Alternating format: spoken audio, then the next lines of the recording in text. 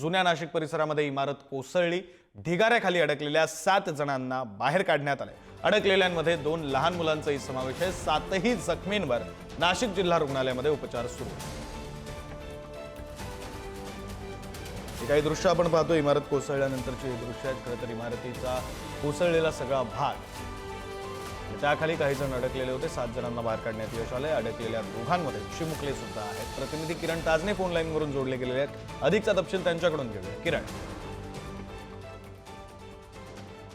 मध्ये संततधार पाऊस काल 24 तासांमध्ये सुरू होता आणि या सगळ्या पार्श्वभूमीवर जवळपास 36 मिलीमीटर पावसाची नोंद झाली आहे। या सगळ्या पार्श्वभूमीवर जुने वाडे, जुन्या इमारती यांना धोका असतो आणि यामुळेच त्र्यंबक पोलीस ठाण्याच्या मागे असलेली जी इमारत होती चौकीच्या मागे, ती कोसळलेली होती। जवळपास 7 जण यामध्ये अडकलेले होते। 2 लहान मुलांचा देखील याच्यामध्ये समावेश होता।